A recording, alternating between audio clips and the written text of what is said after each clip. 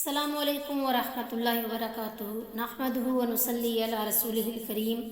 اما بعد فاعوذ باللہ السمیع العلیم من الشیطان الرجیم ربی اشرح لی صدری ویسر لی امری واحلل عقدۃ من لسانی یفقہوا قولی۔ آج کی اس ویڈیو میں ہم سورۃ البقرہ کی آیت نمبر 75 اور 76 کا لفظی ترجمہ اور اس کی تفسیر پڑھیں گے۔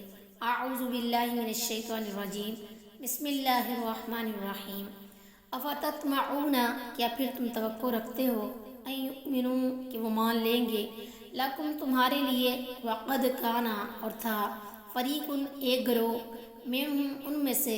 یسمعون، وہ سنتے تھے، کلام اللہ، اللہ کا کلام، ثم، پھر، یحرفونہ، وہ بدل ڈالتے ہیں اس کو، من بعد، بعد اس کے، ما، جو، عقلوہ، انہوں نے سمجھ لیا، وہم، اور وہ، یعلمون، جانتے ہیں۔ مسلمانوں، کیا تم ان یہودیوں سے یہ توقع رکھتے ہو کہ وہ تمہاری خاطر ایمان لائیں گے، حالانکہ ان میں سے ایک گروہ ایسا ہے جو اللہ تعالیٰ کا کلام سنتے ہیں، پھر اس کو سمجھ لینے کے بعد دیدہ دانستہ اس میں تحریف کر ڈالتے ہیں۔ یہ خطاب دراصل مدینہ کے سادہ دل نو مسلموں سے ہے، جو یہود سے کئی بار یہ سن چکے تھے کہ ایک نبی آخر الزمان صلی اللہ علیہ وسلم آنے والا ہے، اور جو لوگ ان کا ساتھ دیں گے وہ ساری دنیا پر چھا جائیں گے۔ اب یہ لوگ تو ایمان لے آئے، مگر یہود نے یہ کام کیا کہ تورات میں جو حلیہ نبی آخر الزمان صلی اللہ علیہ وسلم کا مذکور تھا اس میں تحریف کر ڈالی، اور ایمان نہ لانے کی وجہ یہ بتائی کہ اس کا حلیہ تورات میں مذکور حلیے سے مختلف ہے۔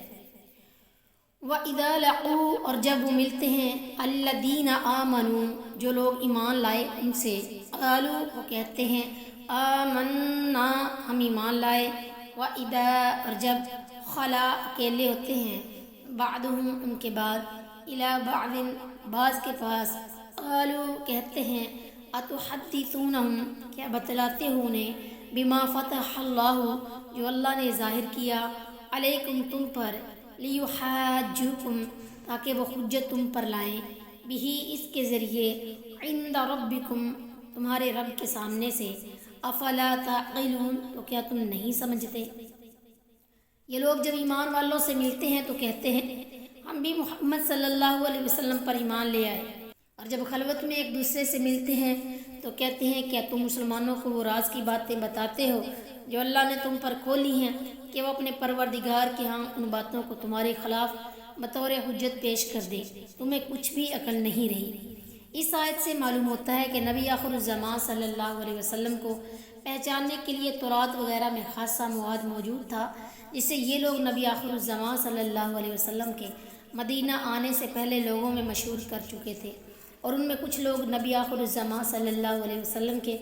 مدینہ تشریف لانے کے بعد بھی بیان کر دیتے تھے، اور ان سے کہہ دیتے تھے کہ ہم بھی اس پیغمبر پر ایمان لاتے ہیں، مگر وہ جب اپنے گروہ